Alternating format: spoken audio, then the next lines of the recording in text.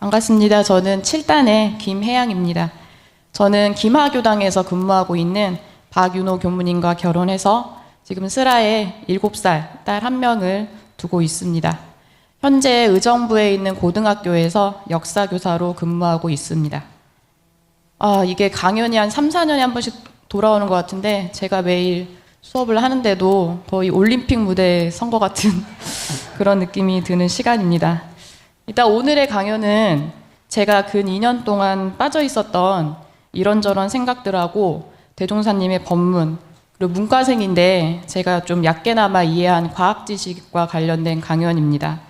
진리 겉핥기식의 강연이고 아직도 정리 중인 내용이라서 드러내놓기가 부끄럽기는 하지만 그대로 이야기를 풀어나가 볼까 합니다. 아마도 지금 저보다 인생을 2배 가까이 살아오신 어르신들 분들께서 듣기에는 좀 하찮은 이야기일 수도 있을 것 같지만 제가 이제 저희 만 나이로 41인데요. 갓 40을 넘긴 어린 사람이 하는 이야기라고 그냥 귀엽게 들어주시면 감사하겠습니다. 제가 학교에서 일하면서 많은 학생들을 상대하면서 떠올린 법문이 있는데요. 그게 대종경 교의품 34장 말씀입니다. 여기에는 현대세계의 병폐를 6가지로 정확하게 지적을 해주셨어요. 그래서 어떻게 지적을 해주셨냐면 일단 첫째로는 돈의 병에 걸렸다고 하셨고요.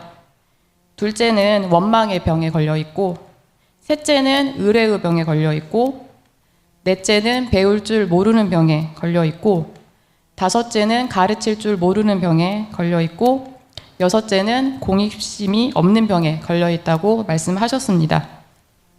요즘 학교에서 가르치다 보면은 이 대종사님이 지적하신 6가지 병폐에 대해 많이 느끼게 됩니다. 아이들한테 꿈을 물어보면은 대답이 주로 이거예요. 영앤 리치.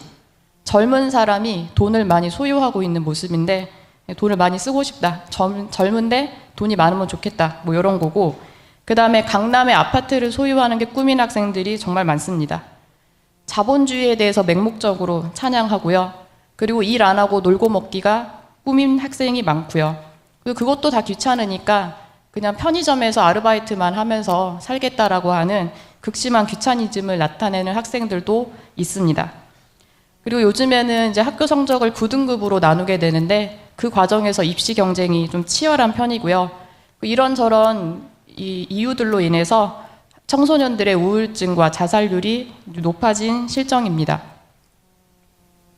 그리고 저희 이제 학생들을 보면은 핸드폰을 정말 많이 쓰거든요. 수업 시간에 제가 핸드폰을 내라고 말을 해요. 그러면은 그래도 이제 많이 내요. 대다수가 많이 내는데 몇몇 학생들은 절대로 내지를 않아요.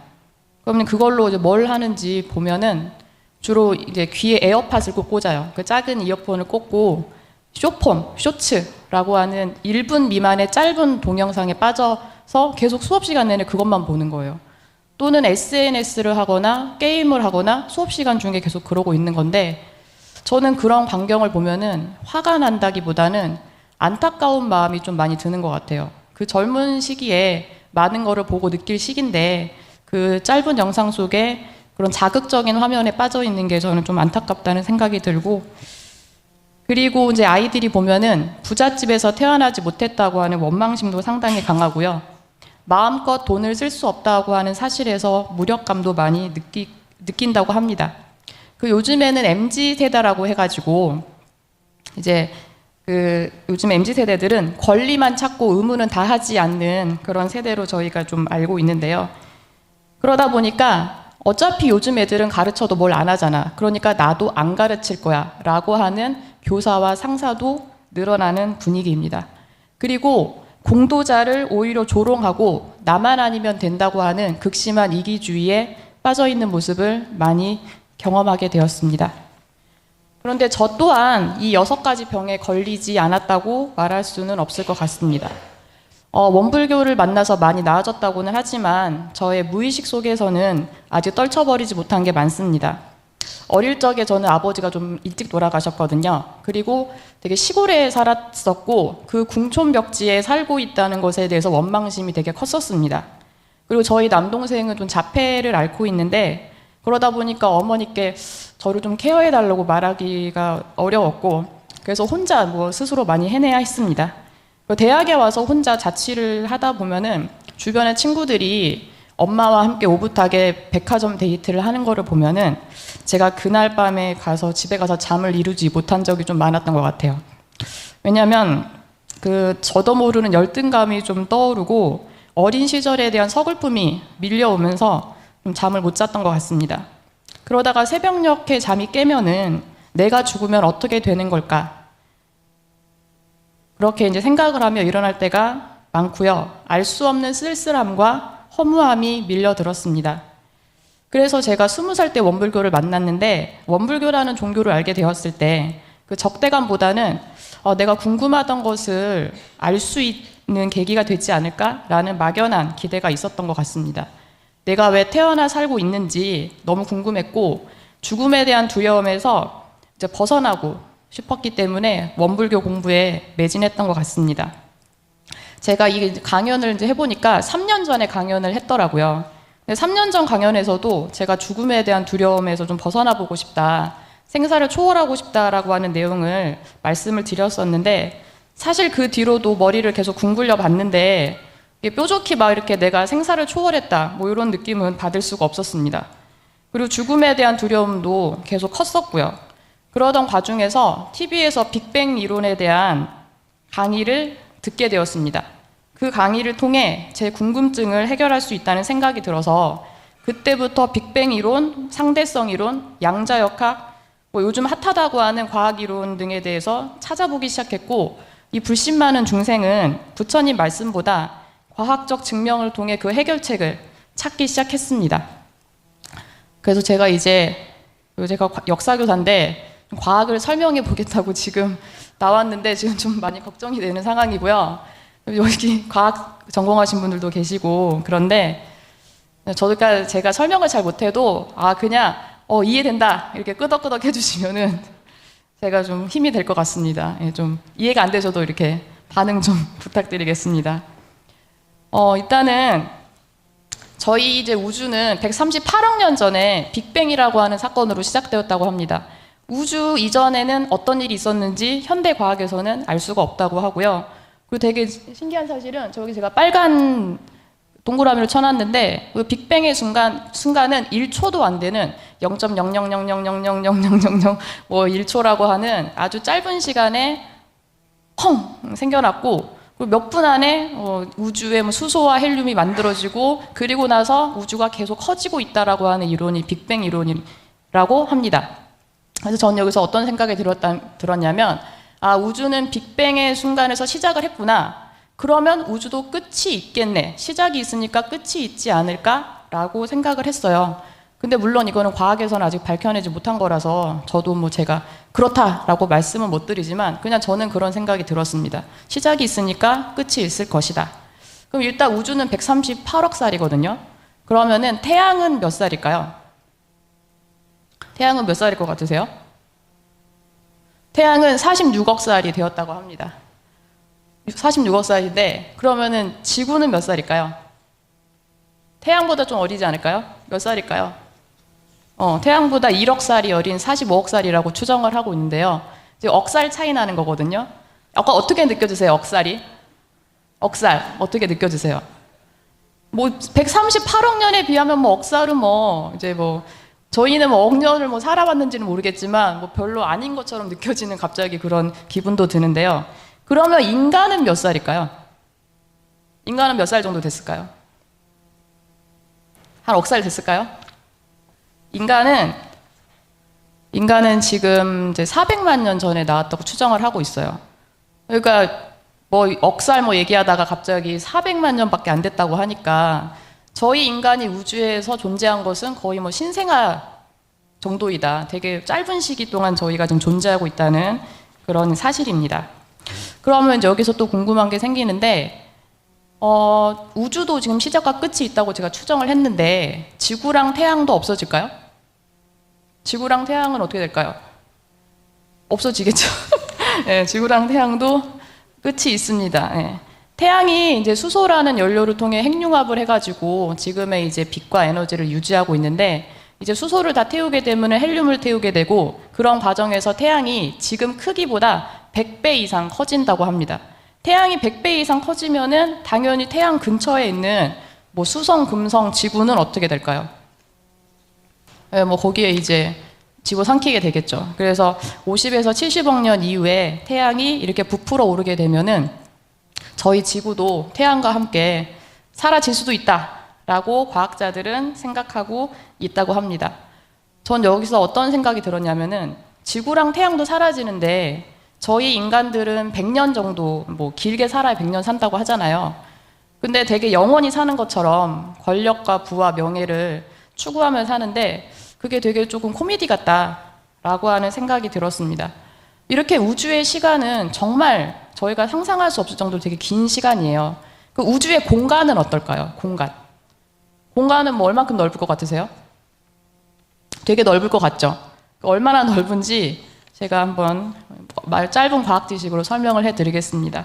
일단 우주의 공간 개념은 킬로미터로는 설명이 안 돼요. 너무 넓기 때문에. 그래서 빛이 1년 동안 이동하는 그 광년을 단위로 보통 이제 공간 거리를 계산을 하는데 빛은 약 1년 동안에 10조 킬로미터를 이동한다고 합니다. 이거를 초로 계산하면은 30만 킬로미터를 이동을 한대요, 1초에. 되게 빨리 이동하고 인간은 그 속도만큼 따라갈 수 있는 비행 물체를 만들 수 있을까요, 현재? 네, 만들 수가 없습니다. 일단 이 광년의 개념을 가지고 저희 그 태양계부터 살펴보도록 할게요. 일단 지구에서 그 가장 태양계 끝에 있는 행성이 해왕성이거든요.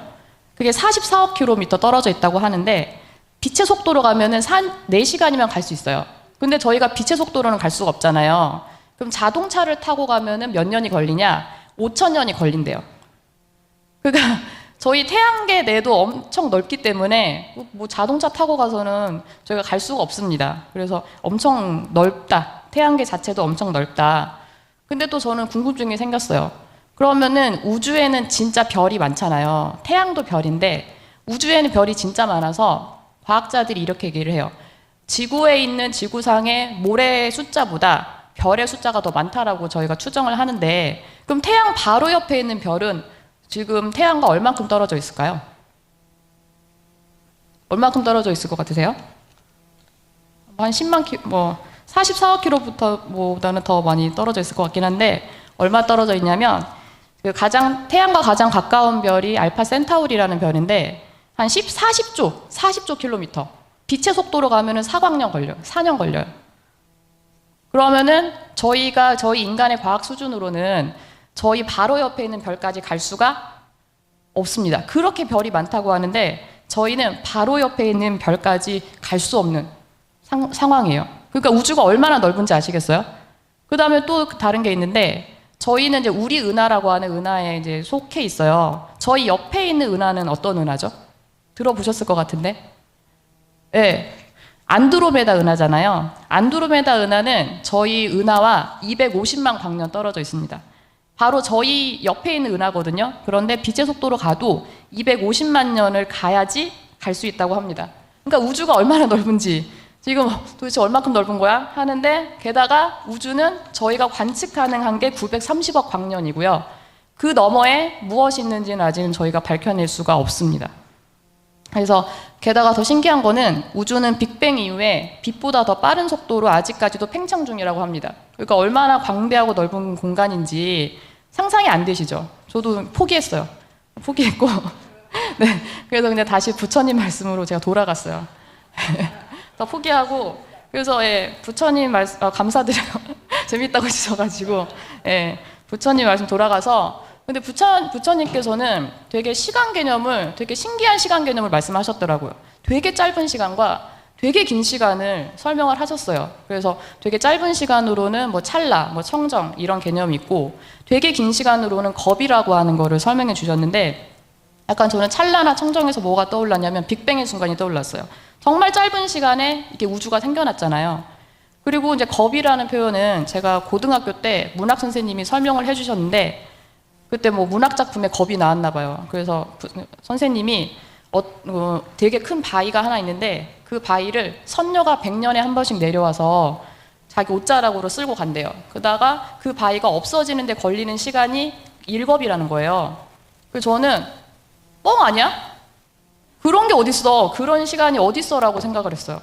그때는 제가 부처님 말씀 몰랐잖아요. 그래서 아니 무슨 부처님 무슨 뻥쟁이야 뭐야. 그래서 어린 마음에 그때 저희 친구들도 다 같이 웃었고 그게 뭐예요 하면서 선생님한테 막 그렇게 했던 기억이 나는데 지금 제가 우주 빅뱅 이론을 공부하고 보니까 그 시간관념이 맞겠다. 우주의 시간은 정말 엄청나게 길었잖아요. 그래서 그거를 거부로 계산한다면은 맞긴 하겠다라고 하는 생각이 들었습니다. 그리고 이제 제가 이제 성주계공도 생각을 해봤어요. 그래서 성주계공은 우주가 만들어지고 머물리고 파괴되고 없어지는 과정을 성주계공으로 설명을 하신 건데 물론 빅뱅 이전에 어떤 일이 있었고 그리고 지금 저희 우주가 끝이 있는지 아닌지는 알 수는 없지만 어쨌든 그거를 시작과 끝 그거를 표현하는 말씀이 성주계공이거든요. 그래서 이걸 보면서 도대체 이거를 부처님은 3000년 전에 어떻게 알았던 것이며 그리고 대종사님은 혼자 그 어린 나이에 이걸 어떻게 깨달으신 거지? 라는 생각이 들면서 되게 그 불법에 대해서 제가 다시 생각하는 그 전까지는 조금 제가 신심이 좀 낮았잖아요. 그런 계기가 되었던 것 같습니다. 그리고 제가 진공묘율을 조금 생각해 봤는데 저희가 우주에는 정말 광활한 우주에는 많은 별들과 뭐 은하 뭐 이런 걸로 이루어져 있는데 그 우주의 물질을 100이라고 본다면 저희가 눈으로 볼 수 있는 물질은 딱 5%에 불과하다고 합니다. 나머지는 다 암흑, 완전히 까맣잖아요, 우주가. 그러니까 어떤 물질인지 알 수 없어요. 암흑물질, 암흑에너지라고 하는데 되게 까맣고 아무것도 없는데 단 5%만 저희가 이제 볼 수 있는 뭐 별, 뭐 지구, 사람이 단 5%라고 하는데 그래서 저는 여기서 이제 진공묘유가 떠올랐습니다. 아무것도 없는 것 같은데 묘하게 있어지잖아요. 그래서 그게 이제 떠오르면서 부처님 정말 미쳤다. 약간 이런 요즘엔 저희 젊은 사람들이 하는 표현인데 대종사님 좀 미쳤다. 이런 표현이 저도 모르게 떠올랐습니다. 그리고 제가 이제 좀 더 들어가다 보니까 이제 별 이상한 거를 하게 됐는데 혹시 인터스텔라 영화를 보셨나요? 인터스텔라를 재밌게 봤는데 그 인터스텔라 내용이 뭐냐면 지구에 식량 위기가 닥쳐가지고 다른 행성을 찾아서 떠나야 되는 거예요. 그러면 누군가는 행성을 찾아 떠나야 되는데 그거를 저 오른쪽에 오른쪽 맞죠? 자 오른쪽에 있는 남자 이제 남자가 찾으러 떠나는 거예요. 근데 자기 어린 딸은 지구에 남겨놓고 이제 떠나게 되는 거죠. 근데 우주사가 이제 비행을 하다 보니까 블랙홀 근처에 가게 된 거예요. 근데 블랙홀은 진짜 무겁거든요. 그 무거운 공간 옆으로 가게 되면 시간이 느리게 간대요. 그래서 젊은 상태로 진입했는데 시간이 느리게 가니까 더 이상 늙지 않았던 거예요. 근데 지구에서 시간이 그대로 그냥 지구 속도대로 가니까 어린 딸은 할머니가 돼버린 거예요. 그래서 아버지는 젊은 상태로 할머니가 된 딸과 만났다는 게 인터스텔라의 내용 중에 하나인데 이걸 보면서 저는 이 시간의 개념도 상당히 되게 상대적이다. 절대적인 게 아니었다라는 생각이 들었습니다. 그래서 중력에 대해서도 좀 생각을 해봤어요. 이제 거의 다 과학이론은 이제 거의 중력만 하면 끝이 나는데요. 저도 지금 내가 왜 여기까지 하고 있지 생각이 드는데요. 지금 네 중력은 뭐 무거운 질량을 가진 물체가 있으면은 주변에 무거우니까 주변의 공간을 휘게 만들고 시간도 함께 휘게 만든다는 그런 이론이 상대성 이론이거든요. 그거를 이제 중력이라고 아인슈타인이 명명을 한 건데 저는 뭐 이게 중요한 게 아니고 요게 좀 신기했어요. 그럼 태양의 중력으로 태양계가 엮여 있고 그리고 저희 은하도 그 은하 중간에 커다란 블랙홀이 있어요. 그 블랙홀을 주변으로 해서 그 중력으로 묶여 있고 그리고 이 은하들 또한 은하단이라 그래서 아주 그 은하들의 무리를 이루면서 중력으로 묶여 있거든요. 그래서 이렇게 뭔가 하나로 묶여 있다는 생각에 제가 좀 빠지게 되었고 그런 과정에서 최근에 이거는 되게 유명한 연구 결과래요. 저희 13억 광년 떨어져 있는 저 멀리 우주에서 블랙홀 2개가 충돌을 한 거예요. 충돌을 하면서 엄청난 파장이 생긴 거예요. 그게 중력파라고 하는데 그 중력파가 파도처럼 밀려가지고 저희 지구에까지 전달된 사실을 최근에 과학자들이 알게 되면서 정말 기뻐했다고 해요. 왜냐하면 자신들이 생각했던 중력과 뭐 블랙홀과 이런 것들에 대해서 밝혀낼 수 있는 계기가 되었기 때문에 되게 큰 발견이라고 하는데 전 이걸 보면서 저 멀리 우주의 파장이 여기까지 전달되었다라는 걸 보면서 뭘 느꼈냐면은 우주에 홀로 존재하는 것은 없구나. 다 함께 엮여 있는 것이구나. 라고 하는 것을 떠오르게 되었습니다. 여기까지 해서 과학 이론은 다 끝났고요. 제 얘기로 돌아가 보겠습니다. 우주는 제가 생각했던 것보다 훨씬, 아니 더 생각이 미치는 것보다 더 많이 거대한 공간이었습니다. 심지어 그 공간은 빛보다 더 빠른 속도로 팽창하고 있다고 합니다. 그렇다면 제가 살고 있는 지구, 대한민국 서울은 우주 입장에서 보았을 때 얼마나 티끌만한 존재인 걸까요? 우주가 저를 본다면 아마 개미만도 못한 존재로 느끼게 될 것입니다. 시간 개념은 또 어떻습니까? 우주가 탄생한 지 138억 년이 되었다고 추정합니다. 심지어 우주가 소멸되고 다시 생겨난다고 하는 이론도 있습니다. 138억 년도 저는 차마 헤아리기 어려운 시간인데 그 이상의 시간이 존재한다고 하니 오래 살아봐야 100년을 사는 인간의 시간은 정말 하루살이만도 못하다는 생각이 들었습니다. 우주의 입장에서 저희는 하루살이라고 생각을 합니다. 그러나 한편으로는 다른 생각이 들었습니다.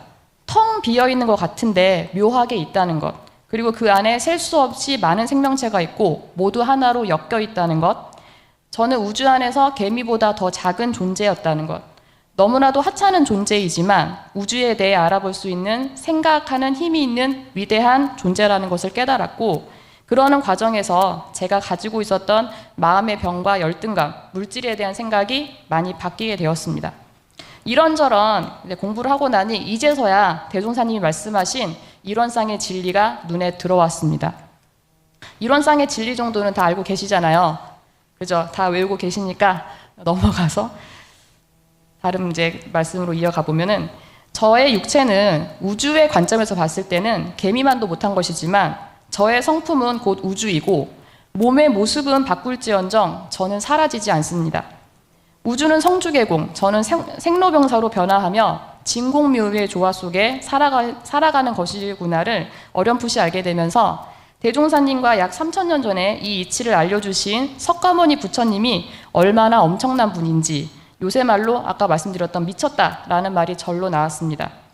과학자들이 몇백 년을 연구해도 알 수 없었던 사실을 성자들은 어떻게 아셨던 것인지, 그러니 불법이 가장 큰 법이고 불법을 만난 것이 가장 큰 복이라 하셨나 봅니다. 사람의 몸으로 태어나 생각하는 힘이 있을 때, 부처님 법을 만났을 때 바로 지금 이 생에 부지런히 공부해야 함에 소름이 끼쳤습니다. 이런저런 생각이 많은데 저는 매일 수업을 해야 했어요. 그래서 애들한테 여러 가지 이야기를 전달해야 됐는데, 어느 순간 저는 제가 고민하던 것에 대한 답을 저 스스로에게 내리면서 아이들한테도 얘기하고 있었습니다. 한 번은 갑자기 이런 말이 나왔는데요. 너희들은 장애인이나 어려운 사람들을 보면 너희도 모르게 우월감이 들지 않니? 불쌍하다, 안 됐다, 나는 그러지 않아서 다행이다 등등의 생각이 떠오를 것이다. 그런데 한편으로 너희는 인스타그램을 보면서 다른 사람들의 삶을 부러워하면서 내 삶에 좌절하는 열등감이 들 때가 있지 않니? 우월감과 열등감은 같은 감정인 것이다. 다른 사람과 나를 비교하면서 나오는 등가 감정인 것이다. 그러니 그 모든 감정에서 벗어나서 나 자신의 삶을 주체적으로 하는 것은 어떨까? 이것은 저도 모르게 사실 이 말이 나왔고요. 이 말을 하고 나서 내 사고방식이 많이 바뀌게 되었다는 그런 생각하는 계기가 되었던 것 같습니다.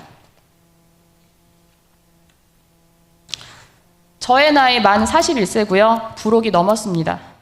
불혹은 세상 일에 마음을 빼앗겨 판단을 흐리는 일이 없는 나이라고 합니다. 저는 언제부터였는지는 모르겠지만 불혹이 되면 흔들리지 않는 바른 신념이 있어야 된다고 생각했습니다. 그래서 불법과 과학, 각종 철학과 종교를 열심히 찾았었나 봅니다. 죽음에 대한 두려움과 다른 사람에 대한 열등감, 물질적 풍요에 대한 막연한 동경을 하던 저는 이제 불법이라는 든든한 뒷배가 생겼습니다.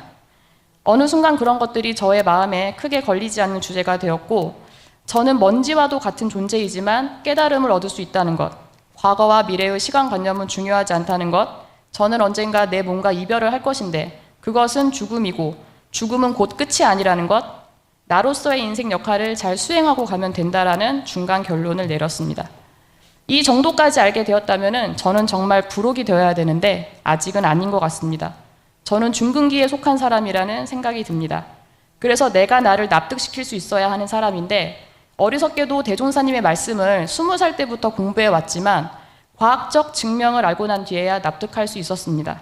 그렇게 답답했던 마음도 안심이 되었고 이대로 공부해 가면 되겠다는 생각도 들었습니다. 하지만 아직 멀었다는 생각이 듭니다. 다시 단생적 인생관이 떠오르고 물질에 현혹되기도 하고 미운 사람이 생기면 감정을 주체하기 어려울 때도 있습니다. 이제 다음 목표는 자동적으로 오토로 이론상과 합일된 삶을 사는 것입니다. 그러기 위해서는 상시일기를 활용하여 저를 매일 점검해야 할 것 같고, 여름 훈련 때 말씀해 주신 일과에서의 등력, 무시선 무처선을 실천해 보고 싶습니다. 그리고 요즘 저는 사리 연구도 중요하지만 정신수양의 중요성을 많이 느끼고 있습니다. 어떤 정신과 의사가 그 윤회에 대해서 깨닫고 싶었대요. 그래서 유명하다는 사람 다 찾아가 보고 전생 퇴행 실험도 하면서 알아보려고 했는데 선명해지는 느낌이 없어서 병원을 다 접고 정신수양에 매진하셨다고 합니다. 그 결과 본인이 이제 윤회에 대한 깨달음을 얻었다고 하셨는데, 저는 그 말을 들으며 망치로 한 대 얻어맞는 충격이 있었어요. 요즘 매일 우주 영상과 종교와 철학책을 거들떠보면서 깨달음을 얻겠다고 깨작대던 제가 부끄러워지는 순간이었습니다. 제가 임용고시를 준비할 때 매일 밤마다 읽으며 위안을 삼았던 책이 있습니다. 연금술사라는 책인데요. 왜 그랬는지는 모르겠지만 한참 불안하고 힘들었던 시기에 그 책은 저에게 큰 위안이 되었고, 밤마다 책에 나오는 문구들에 기대어 잠을 청했던 것 같습니다. 이 내용은 무화과 나무 밑에서 잠을 자던 산티아고라는 청년이 보물을 얻기 위해 길을 떠나고 그 도중 강도를 만나 전 재산을 다 잃기도 하고, 사랑하는 여인을 만나고 사막에서 도적대를 만나 죽을 뻔한 위기를 넘겨서 드디어 피라미드에 도착했고, 그곳에서 자신이 그토록 찾던 보물은 자기가 잠을 청하던 무화과 나무 밑에 있었다는 이야기입니다. 그렇게 찾아 헤매던 보물, 즉 파랑새는 제 옆에 있었다는 것입니다. 제가 세상의 원리와 내 마음에 대해 탐구해보면서 여러 방법을 썼지만 결국 그 답은 부처님 말씀, 대종사님의 말씀에 있었다는 것입니다. 이제 파랑새를 찾았으니 제가 처해 있는 상황에서 일원상의 신앙과 수행을 통해 정진하는 사람이 되어 불옥의 경지에 오르도록 해보겠습니다. 경청해 주셔서 감사합니다.